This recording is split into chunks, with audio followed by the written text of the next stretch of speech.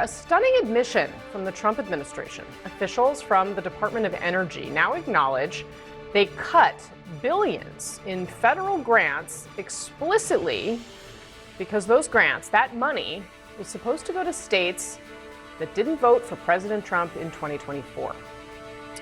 When it announced the cuts in October, the Trump administration said that it had, quote, determined that these projects didn't adequately advance the nation's energy needs, weren't economically viable, and wouldn't provide a positive return on investment of taxpayer dollars.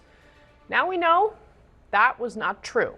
In recent court documents, first reported by the New York Times this afternoon, the Trump administration acknowledged that decisions around the grants were made, quote, based solely on the political identity of the grant recipient's state, i.e., whether the recipient's location and or place of performance was in a blue state or a non-blue state, end quote. The White House and the Energy Department did not respond to the New York Times' request for comment.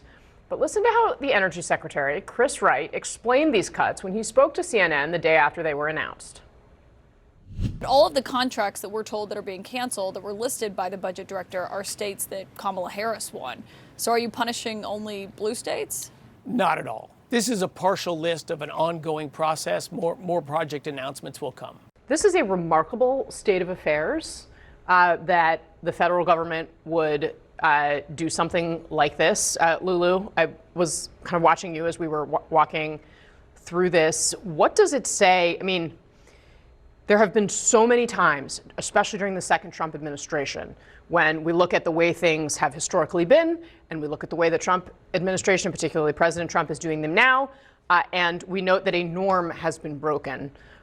This is certainly another thing on that list, but a really remarkable and stunning one, even though it may seem like the contents are kind of dry, but the implications are enormous. The implications are enormous. First of all, they lied. So that's the first thing. And the difference is they lied to a journalist, but they can't lie in court. And so there it is in black and white. The second part of this is think about what this means. What has happened here is the Trump administration has taken away money to politically punish its enemies, and that means money that is taxpayer money from the American people. It is deciding that because a state voted one way or the other, they are not getting those funds which they are legally entitled to have. This is unprecedented in modern American history to do this in such a calculated fashion, and I think it should be sobering to everyone. I have to imagine this is going to get challenged in the courts. Well, and it is at this point, because my understanding is these are congressionally appropriated funds, and it is incumbent on members of Congress to advocate for every grant that comes into their district, that comes back to their state.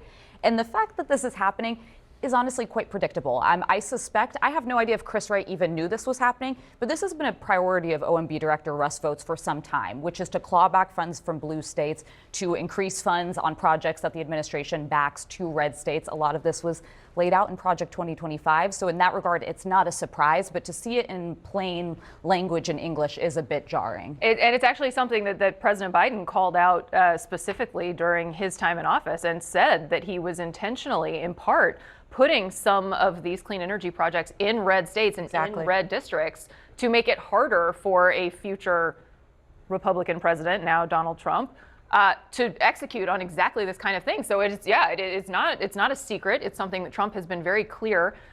He has continuously used his power as president of the United States in a manner that is divisive and a break historically from what presidents used to do, which is view themselves as presidents for all Americans, regardless of who they voted for. And Donald Trump's break from that is a massive historical shift, and one that has lasting consequences. But I just want to reiterate again, yes, see it coming, seen it in lots of different ways in the way that this administration has behaved, just in their language, talking about people who vote a different way in incredibly derogatory and insulting language.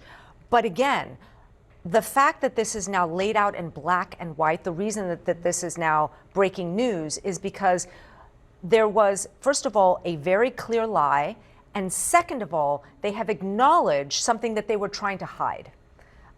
They really were trying to hide it. They were trying to pretend it was something else, and now we know what it was. Michelle Goodwin, I'd like to. Yeah, can you weigh in, please? Go ahead. Yes, well, because we shouldn't see this in isolation either. What's ringing in my ears are Justice Alito scoffing and laughing during the Supreme Court hearing involving the immunity decision, during oral arguments where the issue came up about whether this would be a retribution that would be at the forefront of Donald Trump.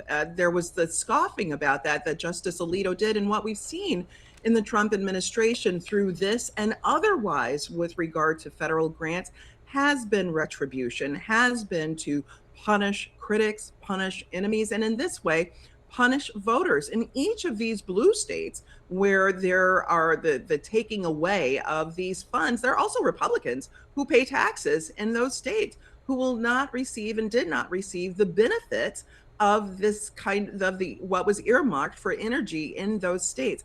And as Lulu was saying, it's outlandish in terms of what this means, in terms of a breach of a rule of law, in terms of norms, in terms of ethics of this office. And I think one thing that actually marks the second administration, and one could see the signs of it in the first Trump administration, really is a kind of roguishness when it comes to matters of the rule of law. And in that regard, we even see from the Supreme Court the conservative justices leaning in and expressing that when it's come to whether we're talking about tariffs and how this president has behaved, or where we've talked about other issues involving finance in this administration. Kristen Soltis Anderson, it's a good point that Michelle makes about the fact that Republicans live in these states, right? They are impacted by this. Now, we can put up what Russ Vought said about this at the time. This was back in October. He said nearly $8 billion, they call it the Green New Scam, Green New Deal funding, to fuel the left's climate agenda is being canceled. And then he lists out the states. Now, notably, there are a couple swing states that could be on here that don't seem to be on here. But maybe that's just a coincidence. What is your view of, how Americans are going to look at this? Well, I think Americans already are very cynical about the way Washington works, which is part of how Donald Trump got elected, but is also part of how, in some ways, I think he kind of gets away with things that make people feel outraged, where sort of average voters are like, yeah, politicians are corrupt and they give projects to their friends. It is true that for a long time, politicians who develop significant seniority and influence in Washington have taken federal dollars and sent it back to their own districts and their own states in the form of pork barrel projects and so forth. And so in sort of it's essentially baked into the way that people think that these decisions are already being made, which is unfortunate because we know that that's not necessarily the case, that a lot of voter cynicism is not always necessarily justified. There are good public servants out there trying to do good things, and that in many cases, building America's energy infrastructure in states red and blue is going to be important for our country's future. But I think that's politically how I actually am not sure that something like this is going to become like a blockbuster for voters, because so many of them are like, oh, of course, politicians always just send money to their friends. I tend to agree. I don't think this breaks through with Republican voters. I find it stunning, but I worked in the federal government. I'm not the average lay Republican voter. I think for most people, it does feel like, well, this is what Washington does, and Trump may even be rewarding Republicans over Democrats. But what I think people need to consider is green energy also, probably not the sexiest topic among Republicans, but consider if it was something else. Think if it's disaster relief funds that they're withholding from blue states.